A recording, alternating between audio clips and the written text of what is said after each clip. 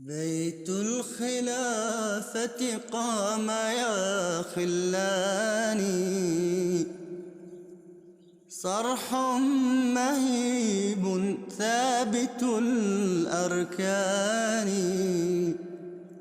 حصن حصين لا يضام نزيله، فاسعوا بعزم صادق الوجدان. بسم الله الرحمن الرحيم. أعزائي المشاهدين، السلام عليكم ورحمة الله وبركاته. أهلا بكم في أنشطة أمير المؤمنين حضرة ميرزا مسرور أحمد الخليفة الخامس للمسيح الموعود أيده الله تعالى بنصر عزيز. ويشرفنا أن نقدم لكم فقرات من أبرز الأنشطة التي قام بها حضرته نصره الله الأسبوع المنصرم، وكان من ضمنها لقاء أمير المؤمنين أيده الله تعالى بنصر عزيز مع وفد من خدام الأحمدية من الولايات المتحدة الأمريكية، وكذلك الخطاب الختامي الذي ألقاه حضرته نصره الله بجلسة قاضيان السنوية، إضافة إلى لقائه بجانيت ديبيز رئيسة شرطة مقاطعة ساوث غلامورغان في جنوب ويلز.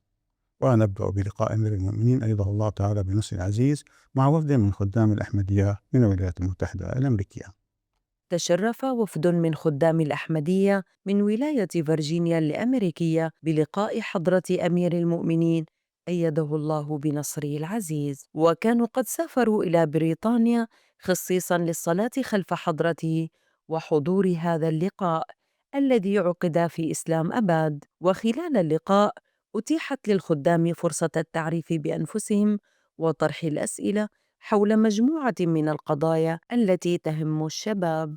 پیارے حضور، میں اپنی دنیاوی تعلیم کے ساتھ ساتھ جماعتی کتابوں کو کیسے پڑھ اور سمجھ سکتا ہوں، اور میں کس کو زیادہ ترجیح دوں؟ دن میں کتنے گھنٹے ہوتے ہیں؟ 24 آورز 24 آورس. جی اینڈ تم 6 گھنٹے سوتے ہو. 6 گھنٹے بہت ہیں نا. 2 گھنٹے تم کھانا پانے میں لگا دیتے ہو. 8 گھنٹے ہو گئے. نماز پڑھو، نماز وغیرہ پڑھتے ہو. اگر تم بہت اچھی طرح نماز پڑھتے ہو تو 2 گھنٹے میں زیادہ نماز پڑھ لیتے ہو. گیا بل تو مجھے پتہ ہے آدھے گھنٹے میں پڑھ لیتے ہو 5 نمازیں ہیں. ٹھیک ہے. اگر دل لگا کے پڑھو تو 2 گھنٹے لگتے ہیں. اچھا ٹھیک ہے. 10 گھنٹے ہو گئے. ٹھیک ہے. باقی 14 گھنٹے رہ گئے. یونیورسٹی میں تم جاتے ہو، آتے ہو، تم کمیوٹ کرتے ہو، 2 گھنٹہ کا سفر کرتے ہو. آدھا گھنٹہ. آدھا گھنٹہ. آدھا گھنٹہ جانے کا، آدھا آنے کا، 1 گھنٹہ ہو گیا. یونیورسٹی میں میکسیمم 6 آورز ہوتے ہیں، اور وہاں آنے کے بعد تم پڑھنے کا شوق ہے، تم پڑھ بھی لیتے ہو، 2-3 گھنٹے پڑھ لیتے ہو. ٹھیک ہے. تو 6 اور پھر 9 اور 1 10 ہیں، 10 آورس. تمہارے پاس 4 آورس ہیں، تو تم اس میں 1 گھنٹہ بھی نہیں نکال سکتے 24 آورس میں سے. صبح نماز پڑھتے ہو نا فجر کی وقت پہ. جی جی حضور. نماز پڑھنے کے بعد کم از کم 3-4 رکوع قرآن شریف کی تلاوت کرو.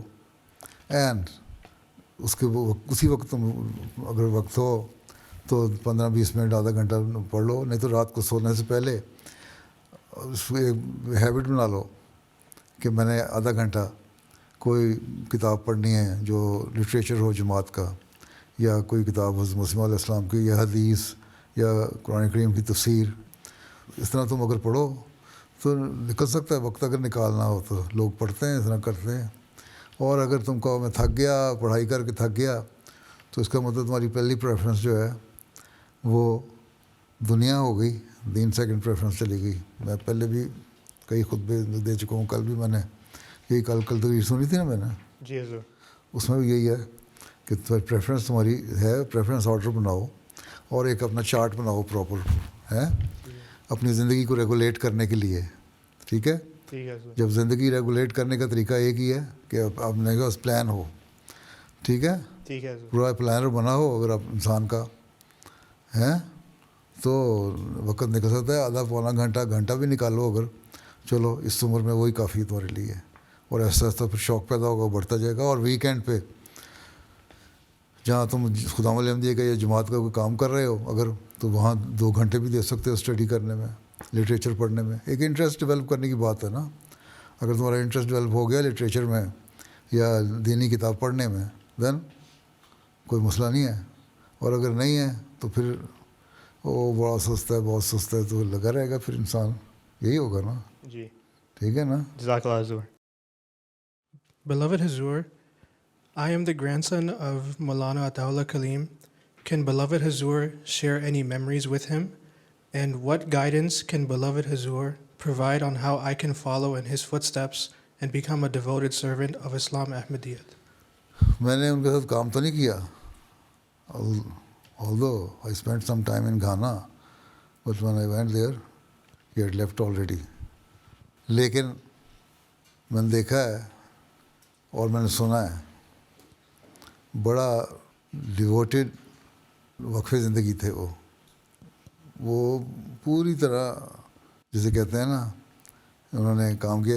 جرمنی میں بھی رہے ہیں اس کے بعد شاید، اور ہر جگہ انہوں نے بڑی اچھی طرح کام کیا. دوسری بات یہ کہ وہ ایک ان کا یہ تھا جو میں نے سنا ہے کہ وہ روزانہ تہجد میں نماز پڑھتے تھے، دعا کرتے تھے جماعت کے لیے، لوگوں کے لیے، اپنے کام کے لیے. ایک فرم بلیو ہونا چاہیے، اور فرم بلیف ہے تمہارا اللہ تعالیٰ کے اوپر، تو اللہ تعالیٰ سے دعا مانگا کرو کہ اللہ تعالیٰ مجھے بھی نیک بنائے اور میں جماعت کے صحیح طرح کام کر سکوں. اور سنسیئر ہونا چاہیے اور اللہ تعالیٰ پہ پوری طرح ٹرسٹ ہونا چاہیے. ٹھیک ہے، وہ ان میں تھا. دوسری یہ کہ جیسے بھی حالات تھے، بڑے اکنامک حالات اچھے نہیں تھے وہاں سے. اکنامکلی ان دنوں میں گھانا ڈیٹیریٹ کر رہا تھا، ایسا ایسا اس کی سچویشن بہت زیادہ خراب ہو رہی تھی، لیکن انہوں نے کبھی شکوہ نہیں کیا. اور ہمیشہ میں نے جو جہاں تک دیکھا ہے ان کو تھوڑا بہت، کہ ہمیشہ وہ ہنستے مسکراتے بات کرتے تھے اور بڑا توکل تھا اللہ پہ. اور پھر اللہ تعالیٰ نے ان کو نوازا بھی. This is why you are here in this position. اور سارے بچے ان کے بڑے پڑھے لکھے سب کچھ ہے. تو اللہ پہ توکل، نمازیں، دعا، اور ایک بڑی فرم فیتھ، اور جو کام کرنا ہے اس کی ڈٹرمنیشن وہ ہو تو سب ہو جاتا ہے. ٹھیک. جی جزاک اللہ. خاکسار کو ریجنل ناظم کار عمل کے طور پر خدمت کی توفیق مل رہی ہے.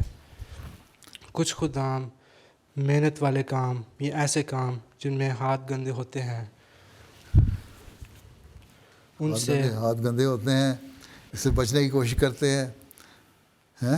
جی ایسے خدا میں کار عمل کی روح کیسے پیدا کریں؟ جی تو کار عمل کا نام انگلش میں کیا رکھا ہوا ہے؟ اس لیے ڈگنیٹی آف لیبر رکھا ہوا ہے نام. تو ان کو بتاؤ یہ تمہاری ڈگنیٹی ہے.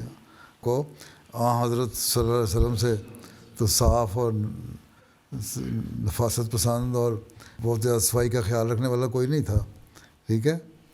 اور جب ایسے حالات آتے تھے وہ بھی کام کرتے تھے. اب جنگ کا واقعہ ملتا ہے نا، وہاں جہاں لوگ جب رینچ کھود رہے تھے، ٹھیک ہے، تو حضرت بھی خاص ساتھ کھود رہے تھے اور پتھر بھی اٹھا اٹھا کے رکھ رہے تھے. آپ کی مٹی بھی پڑی ہوئی تھی، بلکہ قمیض اتاری ہوئی تھی تو پیٹ پہ بھی مٹی تھی، سر پہ بھی مٹی غبار اڑ رہی تھی. تو ان سے کہو اگر آن وسلم یہ کام کر سکتے ہیں تو ہم کیا چیزیں ہیں، ہم کیوں نہیں کر سکتے؟ اس لیے ہمیں کرنا چاہیے. اس طرح سمجھاؤ ان کو. ٹھیک ہے. ہم مسلمان ہیں تو ہمیں آن وسلم کو فالو کرنا چاہیے. ٹھیک. تو اس لیے اس سے تو عزت بنتی ہے. اور جماعتی خاطر کام کر رہے ہو، ایک کام کو کر رہے ہو، دوسرے جماعت کے لیے کام کر رہے ہو، تمہیں ثواب ملتا ہے، اللہ تعالیٰ بھی اس کا ریوارڈ دیتا ہے. ٹھیک ہے. دوسرے یہ تمہاری کام کر رہے ہو، ہارڈ ورک کر رہے ہو، تمہاری صحت بھی اچھی ہوتی ہے. ٹھیک ہے. تو صحت کے لیے اچھا ہے، اور good health you should do hard work. جزاک اللہ. پیارے حضور، میں مستقبل میں ڈاکٹر بننا چاہتا ہوں. بڑی خوشی کی بات ہے. حضور کیا رہنمائی فرمائیں گے کہ تعلیم اور پروفیشنل کامیابی کے ساتھ دین اور اللہ تعالیٰ سے تعلق کس طرح مضبوط رکھا جائے تاکہ دنیا اور آخرت دونوں میں کامیابی حاصل ہو؟ تم ڈاکٹر بننا چاہتے ہیں، ڈاکٹر بہت سارے ہیں، ٹھیک ہے نا، اور وہ ڈاکٹر بڑے نمازی بھی ہیں اور تہجد گزار بھی ہیں, ٹھیک ہے, دین کا کام بھی کرتے ہیں. جماعت میں بھی ڈاکٹر ہیں نا ایسے, کچھ تو ہے نا وقف, کچھ جو وقف نہیں ہے وہ بھی. اب حضرت مسیم علیہ السلام کے زمانے میں ڈاکٹر سید عبدالستار شاہ صاحب ڈاکٹر تھے, ہاسپٹل میں کام کرتے تھے, اور جو حضرت خلیفۃ مسیح رابع کے نانا تھے تو وقت دیتے تھے, دین کی تبلیغ بھی کیا کرتے تھے.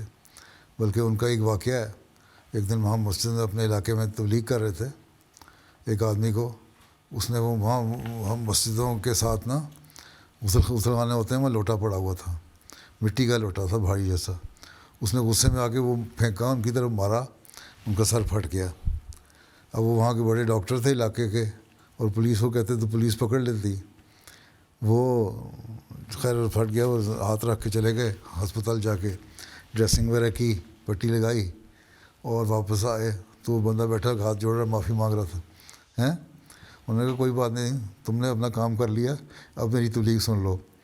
تو وہ اتنا متاثر ہوا کہ اتنے بڑے ڈاکٹر ہیں اور بڑے ریسورسفل آدمی ہیں, اور ابھی پولیس کو بلاتے تو مجھے پکڑ کے لے جاتے, اندر کروا دیتے, لیکن انہوں نے مجھے معاف کر دیا. اور اتنے اچھے اخلاق والے ہیں, تو یقیناً احمدیت اچھی اخلاق والی چیز ہے, اور وہاں اس نے بیعت کر لی. تو ان کے اسی عمل سے ہی, باتیں سن کے احمدی نہیں ہو رہا تھا, اخلاق دیکھ کے احمدی ہو گیا. تو تم اگر اپنے مریضوں کو ڈاکٹر بننے کے بعد اچھے اخلاق دکھاؤ, غریبوں کی خدمت کرو, ان کو اچھی طرح ٹریٹمنٹ کرو, تو تم اچھے ڈاکٹر بھی بن جاؤ گے, اچھے مبلغ بھی بن جاؤ گے, اچھے احمدی بھی بن جاؤ گے. خلیفہ رشید الدین صاحب حضرت مسیم علیہ السلام کے صاحب بھی تھے, وہ بھی ایک, وہ سول سرجن تھے انگریزوں کے زمانے میں. اور اس زمانے میں جو تنخواہ ملتی تھی, ابھی تو کوئی ویلیو نہیں 400-500 روپے کی, اس زمانے میں 500 روپیہ بھی 5 لاکھ روپے کے برابر ہوتا ہوگا, زیادہ ہی, ٹھیک. اور حضرت مسیح علیہ السلام جب بھی کہتے تھے نا کوئی کتاب لٹریچر شائع کرنا ہے اور تبلیغ کا کوئی موقع پیش آیا ہے, تو چندے کی تلقین کرتے تھے. باقاعدہ سسٹم تو اصول نہیں شروع ہوا تھا, وہ بھیج دیا کرتے تھے.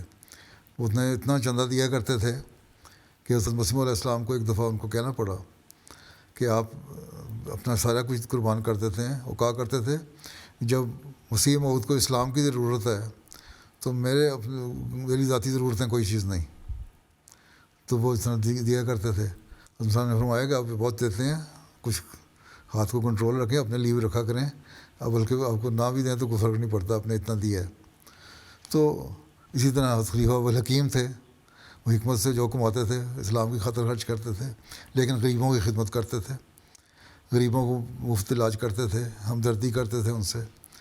تو ان کو اگر غریب جو ہے وہ سیٹسفائی ہو جاتا ہے تمہاری ڈاکٹر کی باتیں سن کے, آدھی بیماری اچھے ڈاکٹر اگر ہو نا تو آدھی بیماری تو مریض کی ختم ہو جاتی ہے, سوچ جب تم اچھے ہنس کے ان سے بات کرتے. لیکن گھور گھور کے باتیں کرو, اس سے روپ ڈالو مریض پہ تو مریض دوڑ جائے گا. وہ جو پہلا بیمار تھا نا اس کی بیماری اور بڑھ جائے گی, ٹھیک ہے. اس لیے ڈاکٹر کو بڑا ہی ہمبل, بڑا پولائٹ اس طرح ہونا چاہیے, ٹھیک ہے. اور غریبوں کا خاص خیال رکھو, اور امیروں سے پیسے لینے جو لو فیس ہیں, ٹھیک ہے.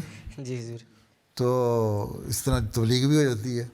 ایک سائلنٹ تبلیغ ہے یہ, جو اپنے عمل سے تم کر رہے ہو. ایسے اللہ تعالیٰ بھی راضی ہوتا ہے, ٹھیک ہے. جب تم غریبوں کی خدمت کر رہے ہو, اس طرح کام کر رہے ہو, جماعت کی خدمت کر رہے ہو, اللہ تعالیٰ کو بھی خوش کر رہے ہو, لوگوں کو بھی خوش کر رہے ہو, اور پیسے بھی کما رہے ہو, ٹھیک. پیارے حضور, دنیا میں سیاسی ناانصافی کے خلاف ہم کیسے آواز اٹھا سکتے ہیں اور انسانی حقوق کی حمایت کیسے کر سکتے ہیں؟ جتنی ہماری پہنچ ہے اتنا تو ہم کر رہے ہیں. جی حضور. جہاں تک میری پہنچ ہے میں جا کے کر دیتا ہوں. جی حضور. جہاں تک آپ کی پہنچ ہے آپ کرتے رہیں. جی حضور. میں آپ کے امریکہ میں جو ان کو میں کیپٹل ہل میں مجھے تھوڑا سا موقع ملا تھا, وہاں بھی میں نے جا کے یہی کہا تھا. جی حضور. بعد میں ایک سینیٹر مجھے بعد میں آ کے کہنے لگا کہ تم نے جس طرح آرام سے باتیں کر دی ہیں نا, ایسی باتیں سنا دی ہیں ہمیں, باتیں تو بڑی اچھی بات کی ہیں, اور ضرورت بھی ہے ان کی آج کی, لیکن یہ باتیں ہم نے سن تو لی ہیں اور ہمیں اچھی بھی لگی ہیں, لیکن ہم اس پہ عمل نہیں کر سکتے. میں نے کہا یہی تو میں نے کہہ رہا ہوں, تو عمل کرو تھوڑا سا. اور کہتا ضرورت بھی ہے اس کی دنیا کو آج کل. تو ان کے پولیٹیکل ویسٹڈ انٹرسٹ ہوتے ہیں جن کی وجہ سے وہ اس پہ عمل نہیں کر سکتے. آج کل تو لابی کام کر رہی ہے, وہ آپ کو پیسے دیتی ہے، بے شمار پیسہ خرچ کر رہے ہیں، انویسٹ کر رہے ہیں. اب یہاں سے بہت سارے بڑے گروپ عیسائیوں کے چرچ کے پریسٹ کے اب اسرائیل بلائے ہیں انہوں نے، اسی طرح ڈاکٹر بلائے ہیں، پولیٹیشین بلائے ہیں، وہاں لے کے جاتے ہیں، پھر ان کو وہاں سارا کچھ دکھاتے ہیں، ان کو ہوٹلنگ وغیرہ کرتے ہیں اور پورا عیاشی کرواتے ہیں، اور اس کے بعد کہتے ہیں تم جا کے ہماری فیور میں بولنا ہے. تو اس طرح انصاف تو قائم نہیں ہو سکتا. اس کے لیے ہی ہم نے آواز اٹھانی ہے کہ اللہ تعالیٰ کہتا ہے کہ ایبسلیوٹ جسٹس ہونا چاہیے، پورا انصاف ہو تو تبھی دنیا میں تم لوگ انصاف قائم کر سکتے ہو اور بدلے نہ لو. اور یہ نہیں ہے کہ ایسا ہو کہ ایک کے لیے کچھ اور ہے اور دوسرے کے لیے کچھ اور ہے. ٹھیک ہے، ایکویلٹی ہونی چاہیے ہر جگہ، اور وہ جب ہوگی تو تبھی ہم کہہ سکتے ہیں صحیح انصاف قائم ہوگا. یہی اللہ تعالیٰ چاہتا ہے اور یہی ہمیں کرنا چاہیے. اور جس حد تک آپ اپنے ماحول میں، اپنے انوائرمنٹ میں، اپنے جو اپنی کمپنی ہے آپ کی، جو لوگ ہیں آپ کے ارد گرد ہیں، سراؤنڈنگ ہے، اس میں جتنا آپ کر سکتے ہیں کریں اس بات کو. ٹھیک ہے. جزاک اللہ. کچھ اہل تشیع حضرات اہل بیت اور آل رسول کو خلافت پر ترجیح دیتے ہیں، اگر پیارے آقا اس بارے میں کچھ عطا. خلافت کو ترجیح دیتے ہیں، وہ تو نبوت کو ترجیح دیتے ہیں. وہ تو بعض اہل تشیع تو یہ بھی ایسا گروپ بھی ہے جو کہتا ہے کہ جبرائیل کو غلطی لگی تھی، نبوت اتارنی تھی حضرت علی پہ، وہ اتار دی انہوں نے آن وسلم پہ، وہی نازل ہو گئی. ٹھیک ہے، وہ تو ایسے بھی ہیں نا. تو ہم کیا کہتے ہیں کہ انہوں نے غلط کیا، جبرائیل نہیں اللہ تعالیٰ نے. جہاں تک اس کا سوال ہے آل رسول کا بات نہیں ہے. وہ پہلے 3 خلفاء جو ہیں حضرت ابوبکر، حضرت عمر، حضرت عثمان، ان کو کہتے ہیں یہ غلط خلفاء ہے، حضرت علی کو خلافت ملنی چاہیے تھی. سوال یہ اٹھتا ہے، تو آپ کو سوال یہ کرنا چاہیے جو خلافت راشدہ ہے اس وقت سے یہ سوال اٹھ رہا ہے، اور وہ فتنہ پردازوں نے سوال اٹھایا تھا اور اس کے بعد سے فتنہ بڑھتا ہی چلا گیا. تو کہتے ہیں جی قرآن شریف کہتا ہے کہ میرے اہل بیت جو ہیں، میرے قریبی رشتہ داروں کو آنسل نے فرمایا کہ فوقیت دو. اللہ تعالیٰ نے یہ نہیں کہا، اللہ تعالیٰ نے کہا ہے تم اتنا مجھے میری باتوں کو سنو جتنا تم اپنے قریبیوں کی بات سنتے ہو. اس کی بالکل غلط تشریح کرتے ہیں آیت کی یہ لوگ. یہ چیزیں جو ہیں یہ تو اس وقت سے چلتی آ رہی ہیں. اب ان کو ہم ایسا سمجھا سکتے ہیں جن کو سمجھ آ جاتی ہے. وہ بڑے اچھے، ہمارے ایک فیملی ہے، نوجوان ہے، اس نے چند سال ہوئے شیعہ تھا اور بڑے مضبوط شیعہ فیملی سے ہے، احمدیت قبول کر لی. پھر ان کی بیوی بھی احمدی ہو گئی، وہ بھی شیعہ ہے. ماں باپ نے اس کو چھوڑ دیا، لیکن وہ بہرحال یہاں آ گیا، پڑھا لکھا آدمی ہے، کام کرتا ہے یہاں فرانس میں. ماں باپ اس کو کہتے رہتے ہیں یہ نہیں کیا وہ نہیں کیا. کہتا میں نے تو اب آ کے مجھے پتہ لگ رہا ہے اصل حقیقت. اگر حضرت صلی اللہ علیہ وسلم پہ عشق ہے صحیح تو ہم کسی کو انکار نہیں کر سکتے. حضرت مسیح علیہ السلام نے لکھا ہے کہ 4 خلفاء راشدین ہیں، ہمارے کو مانتے ہیں. حضرت ابوبکر صدیق رضی اللہ عنہ کو بھی مقام ہے، حضرت عمر کا بھی مقام ہے. حضرت علی خود کہتے ہیں کہ جب جنگوں کا زمانہ وقت ہوتا تھا یا کوئی ایسا وقت ہوتا تھا، وہ میں کئی دفعہ اپنے پچھلے خطبات میں اس لیے بتا رہا ہوں تاکہ ہسٹری بھی تم لوگوں کو پتہ لگے کہ جو سب سے خطرناک جگہ ہوتی تھی آن سلم وہاں ہوتے تھے، اور جو سب سے قریب ان کے رہنے والا حفاظت کرنے والا ہوتا تھا وہ ابوبکر ہوتا تھا. علی نہیں کہتے میں نہیں وہاں ہوتا تھا، میں نہیں وہاں جا سکتا تھا جہاں ابوبکر پہنچ جاتا تھا. تو حضرت علی خود اقرار کر رہے ہیں اس بات کا. ٹھیک، تو یہ تو کہا وہ ہسٹری پڑھیں تو ٹھیک ہے، باقی بحث کرنے کی ضرورت کوئی نہیں. انہوں نے کہا جی ہم یہ مانتے ہیں، ہم حضرت علی کو بھی مانتے ہیں، ان کا ایک مقام ہے. حضرت امام حسین اور حسن حسین کو بھی مانتے ہیں، ان کا مقام ہے. حضرت مسیح علیہ السلام نے فرمایا کہ یزید پلیت نے بہت زیادتی کی ہے ہمارے نبی کے نواسوں کو شہید کر کے. تو یزید پلیت کا لفظ استعمال کیا وہاں. لیکن اس کا مطلب یہ نہیں کہ حضرت ابوبکر اور حضرت عمر اور حضرت عثمان صحیح نہیں تھے. اور جھگڑا تو اس وقت انہوں نے شروع کیا تھا ان خارجیوں نے، جب حضرت عثمان کو پہلے شہید کیا اور پھر کہہ دیا کہ حضرت عثمان کا بدلہ نہیں لیا گیا، اس لیے حضرت علی فوری بدلہ لیں. پھر حضرت علی کے خلاف اٹھ گئے، حضرت عائشہ کو بھی اٹھوا دیا ان کے خلاف. تو یہ تو ایک صرف یہی جھگڑا نہیں ہے.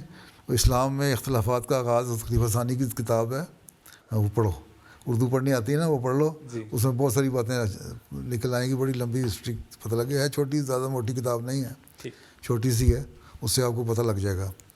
ٹھیک ہے. اور اس طرح حضرت علی کے اوپر بھی ان کی چھوٹی سی کتاب ہے, وہ بھی پڑھ لیں, اس سے بنیادی چیزیں پتہ لگ جائیں گی. باقی جو اس کو اللہ تعالیٰ نے پہلا بنا دیا وہ پہلا ہی ہے. آن وسلم کی بے شمار احادیث جہاں ملتی ہیں کہ ابو بکر کو کیوں میرے رفیق کو تنگ کرتے ہیں. قرآن شریف میں ذکر آیا ہے ان اللہ معنا, جو غار میں بیٹھے تھے, لیکن اللہ تعالیٰ ہمارے ساتھ ہے. تو حضرت ابو بکر تھے, علی تو نہیں تھے. وہ کہتے ہیں جی علی کو وہاں مرنے کے لیے چھوڑ آئے تھے چرپائی پہ لٹا کے, ہیں شیعہ یہ دلیل دیتے ہیں. ہیں تو یہ بھلے نہیں چھوڑ دو ان کو. جب انہوں نے دیکھا علی کو مارا تو نہیں, ان کو تھوڑا سا کیا ادھر, اس کے بعد علی بھی مائگریٹ کر گئے وہاں سے. لیکن جو خطرناک حالت تھی وہ تو اس وقت تھی جب آن وسلم اور ابو بکر اکٹھے تھے. ٹھیک ہے. تو اس میں بہت ساری دلیلیں ہیں پیش کی جا سکتی ہیں, آپ تلاش کریں, پڑھیں, لٹریچر مل جائے گا. ٹھیک ہے. جی. بہت ساری باتیں تو میں نے خطبوں میں دے دی ہیں, اگر غور سے سنیں وہ خطبے تو پتہ لگ جائے گا. اس لیے دیا تھا تاریخ پتہ لگ جائے, یہ ہسٹورین بننا ہے, اس کو بھی پتہ لگ جائے گا. ٹھیک ہے. جی ضرور. پیارے حضور, آج کے دور میں ہم کیسے جماعت اور پوری دنیا کے لیے اعلیٰ نمونہ بن سکتے ہیں تاکہ لوگ ہمیں دیکھ کر ہماری طرح بننا چاہیں اور ہم انسانیت کے بہتر مستقبل کی طرف لے جا سکیں. نمونہ کیا ہے؟ نمونہ کل ہی میں نے باتیں کی ہیں نا. نمونہ کیا ہے؟ اب شرائط بیعت پہ عمل کر لیں تو وہی نمونہ ہے, وہی اسی سے بہتر ہو جائیں گی. بہت سارے لوگ آتے ہیں, مجھے بھی لکھتے ہیں بعض لوگ کہ ہم نے صرف احمدیوں کو عمل دیکھ کے, نمونہ دیکھ کے تو بیعت کر لیے, اور لٹریچر بعد میں پڑھنا شروع کیا. میرے پاس یہاں آتے ہیں, دیکھو بعض یہاں آتے ہیں, میرے سے مل کے جاتے ہیں, تقریریں سنتے ہیں, اس کے بعد جا کے بیعت کر لیتے ہیں کہ ہم نے بات سنی آپ کی فلاں, حالانکہ ان کو کوئی تبلیغ میں نے نہیں کی. یہی حضرت مسیح موعود نے فرمایا. یہ پچھلے دنوں میں نے اس پہ خطبہ دیا تھا دعوت اللہ پہ 2-3 ہفتے پہلے. اس میں بھی نہیں کہا تھا اپنا نمونہ دکھاؤ تو اور علم پیدا کرو تو پھر آ جائے گا. صرف زبان آنے سے تو کچھ نہیں ہوتا. ٹھیک ہے. اور نمونہ اصل چیز ہے. اگر ہم حقیقی نمونہ دکھائیں گے اسلام کا, یہ اسلام کی تعلیم ہے, یہ اس کا نمونہ ہے. حضرت نے فرمایا کہ مولویوں کی باتیں سن لو کیسی دھواں دار تقریر کرتے ہیں, لیکن جب گھر جا کے ان کو دیکھو عمل تو بالکل مختلف ہوتے ہیں. کوئی ان کی بات اس لیے تمہارے پہ اثر نہیں کرتی ان کی بات, جب دیکھ لو تو یہ جب حالت ہو جائے تو پھر کسی پہ کیا اثر ہونا ہے. اس لیے عمل ہونا چاہیے. ایک واقعہ لکھا مسیح علیہ السلام نے کہ ایک مولوی تھا, اس نے بڑی تقریر کی, دین کی خاطر قربانی کرنی چاہیے, مالی قربانی کرنی چاہیے, یہ کرنا چاہیے, وہ کرنا چاہیے. جو اس پہ متاثر ہو کے بیوی اس کی سن رہی تھی, ساتھ مسجد گھر تھا, اس نے متاثر ہو کے گھر گیا تو بیوی نے اپنے سونے کے کڑے اتار کے دیے کہ یہ بھی چندہ دو, دین کی خاطر قربانی کرو, مسجد بناؤ, یہ کیا کرنا, جو بھی کام کرنا ہے. وہ کہتا ہے یہ تو میں نے تقریر کی تھی لوگوں کو جذبات ابھارنے کے لیے, تمہارے لیے نہیں تھی. سونا سنبھال کے رکھو, ہم نے دولت اکٹھی کرنی ہے. تو وہ ایسے مولویوں پھر کیا اثر ہو سکتا ہے؟ ہمیں تو ہر ایک ہم ایسے قربانی کرنے والا ہے. جس کی جتنی توفیق ہے ہم دیتے ہیں, میں بھی دیتا ہوں, آپ بھی دیتے ہیں, دوسرے بھی دیتے ہیں. تو ہر ایک کو جب یہ عملی نمونے دکھائیں گے تو اس کا اثر بھی ہوتا ہے. ٹھیک, چلو پھر, اللہ حافظ ہو. مع انتهاء اللقاء أتيحت الفرصة لجميع الخدام لالتقاط صورة مع حضرة الخليفة أيده الله بنصره العزيز. وقبل ذلك بيوم ألقى حضرته الخطاب الختامي للجلسة السنوية 130 في قاديان. ترأس أمير المؤمنين الفقرة الختامية من قاعة مسرور في إسلام أباد، بينما تجمع أكثر من 13,000 مشارك في موقع الجلسة في قاديان الهند. وخلال خطابه تحدث الخليفة عن الغاية الحقيقية للجلسة السنوية والمسؤوليات المترتبة على البيعة والحاجة الملحة إلى التقوى الحقيقية. لوگ پوچھتے ہیں کہ اللہ تعالیٰ کے قریب کس طرح ہوا جاتا ہے؟ تو اللہ تعالیٰ کے قریب اسی طرح ہوا جاتا ہے جس طرح آپ نے فرمایا. اور ہم سے یہ عہد لیا ہے کہ مجھ سے بیعت کرنے والا یہ عہد کرے کہ وہ اللہ تعالیٰ کے احسانوں کو یاد کرے گا اور اس کی حمد کرے گا۔ جب تم اس کی حمد کرو گے اور اس کے احسانوں کو یاد کرو گے تو اللہ تعالیٰ کا قرب خود بخود حاصل ہوتا چلا جائے گا۔ بس یہ وہ بنیادی چیز ہے جو ہمیں یاد رکھنی چاہیے۔ پھر آپ نے فرمایا اگر میرے ساتھ عہد بیعت باندھا ہے تو یہ بھی یاد رکھو کہ اللہ تعالیٰ کی مخلوق کو عموماً اور مسلمانوں کو خصوصاً اپنے نفسانی جوشوں سے کبھی کسی بھی قسم کی ناجائز تکلیف نہیں دینی، نہ زبان سے، نہ ہاتھ سے، اور نہ کسی اور طرف سے۔ پھر آپ نے یہ بھی فرمایا کہ اگر تم میرے ساتھ منسلک ہو اور میرے سے عہد بیعت باندھا ہے تو یاد رکھو کہ ہر حال میں، چاہے وہ رنج کی حالت ہے یا خوشی کی حالت ہے، تنگی ہے یا آسانی کی حالت ہے، نعمتیں مل رہی ہیں یا کوئی ابتلاء اور بلائیں آ رہی ہیں، ہر صورت میں خدا تعالیٰ کے ساتھ ہمیشہ وفاداری کرنی ہے اور ہر حالت میں راضی بقضا رہنا ہے۔ اسی بات پر ہم بیعت کرتے ہیں اور اللہ تعالیٰ کے فضل سے ہزاروں لاکھوں لوگ جو ہیں جماعت میں شامل ہوتے ہیں۔ جو پیدائشی احمدی ہیں ان کے بڑوں نے بیعت کی تھی اور اسی عہد بیعت کو ہم ہر سال دہراتے بھی ہیں کہ ہم یہ سب کچھ کریں گے جو شرائط بیعت میں لکھا ہے، لیکن ہمارے سامنے شرائط بیعت نہیں ہوتی، باوجود اس کے کہ اس بارے میں یہ کتاب بھی اب ہمارے سامنے ہے۔ اس لیے ہر احمدی کو ان شرائط کو بھی وقتاً فوقتاً اپنے سامنے رکھنا چاہیے، اور ہر ایک، اگر بہت سارے لوگ ہیں مجھے لکھتے ہیں انہوں نے یہ شرائط بیعت اپنے گھروں میں لٹکائی ہوئی ہیں، جو مخلصین ہیں ویسے بھی ہیں، تو اگر ہم لٹکایا رکھیں گے تو اس سے پتہ لگتا رہے گا کہ شرائط بیعت کیا ہیں، اور ساتھ ساتھ جب ہم پڑھتے رہیں گے اس میں اپنی اصلاح کی بھی کوشش ہوتی رہے گی، اور یہ پتہ لگے گا کہ کس طرح میں نے حقیقی احمدی مسلمان بننا ہے اور کس طرح اپنے عہد بیعت کو ادا کرنا ہے، پورا کرنا ہے۔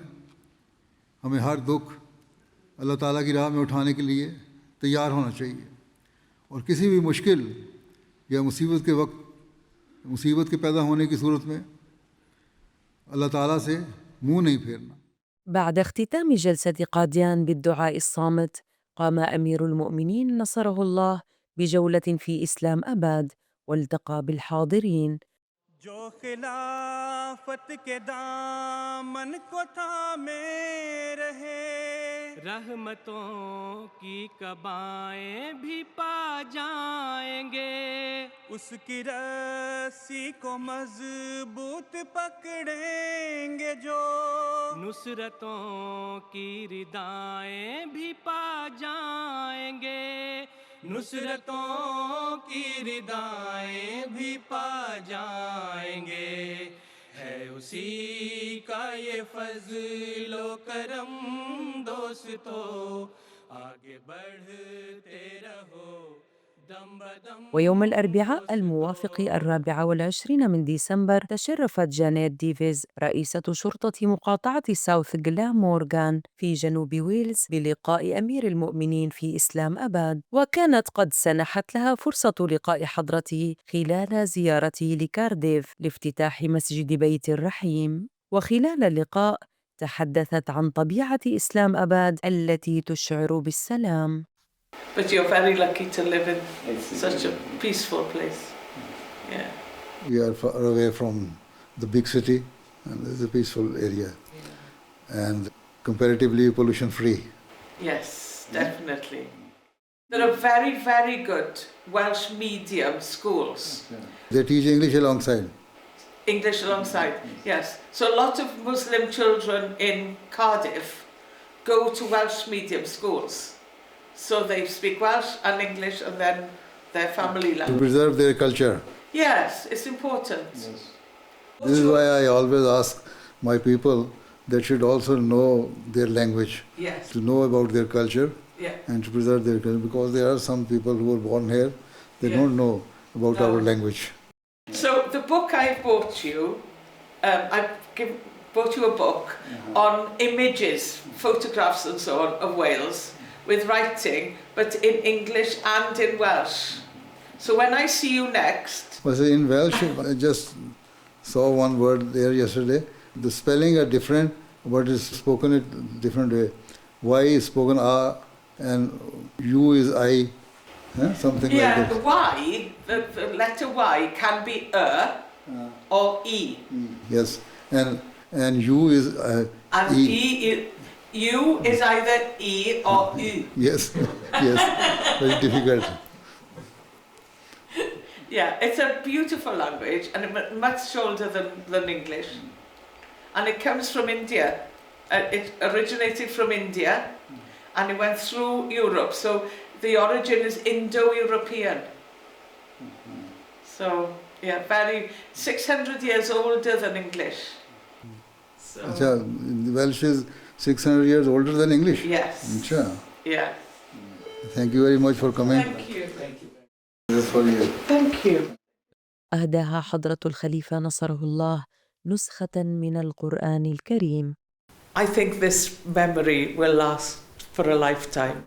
When we met in Cardiff, obviously there were hundreds of people, but I was very close to him, sitting down at dinner there, and I met him in a small room with some other people, but obviously today on such a personal meeting, I'm very, very honoured and lucky. أما الآن فمع ملخص من خطبة الجمعة الماضية التي ألقاها حضرته نصره الله من مسجد مبارك. کل سے نیا سال شروع ہو چکا ہے، جانتے ہیں لوگ، ایک دوسرے کو مبارکبادیں بھی دے رہے ہیں. دعا کریں یہ سال ہمارے لیے بے شمار برکتوں کا سال ہو. اللہ تعالیٰ مخالفین اور دشمنوں کے منصوبے خاک میں ملا دے اور جماعت کو ترقیات سے پہلے سے بڑھ کر نوازے. ہم جو باہر کے ملکوں بھی ہیں، خاص طور پہ آزاد ملکوں میں آزاد ہیں اور نئے سال کی خوشیاں منا رہے ہیں، بلکہ پاکستان وغیرہ میں بھی لوگ منا رہے ہیں. ایسے وقت میں اسیر بھائیوں کو بھی دعاؤں میں یاد رکھیں. پاکستان کی جیلوں میں جیسے گزشتہ دنوں میں نے بتایا تھا، مبارک ثانی صاحب جن کو عمر قید کی سزا دی اور دوسرے اسیر ہیں قید و بند کی حالت میں. اس حال میں بھی وہ نئے سال میں اللہ تعالیٰ کا شکر کرتے ہوئے داخل ہو رہے ہیں. کوئی شکوہ نہیں انہیں. اللہ تعالیٰ کی رضا کی خاطر انہوں نے لوہے کے کڑے پہنے ہوئے ہیں. اللہ تعالیٰ ان کی رہائی کے جلد سامان پیدا فرمائے. ہمیں بھی اور ان اسیروں اور مشکل گرفتار سب احمدیوں کو اللہ تعالیٰ کی محبت کا ادراک پہلے سے بڑھ کر حاصل ہو. مشکلات کی وجہ سے ہماری اللہ تعالیٰ سے محبت میں کمی ہونے کے بجائے پہلے سے زیادہ اس میں اضافہ ہو. مظلوموں کے لیے بھی دعا کریں، اللہ تعالیٰ دنیا کے تمام مظلوموں کو ظالموں کے پنجے سے چھڑائے اور دنیا میں امن قائم ہو. بیت الخلافة قام يا خلاني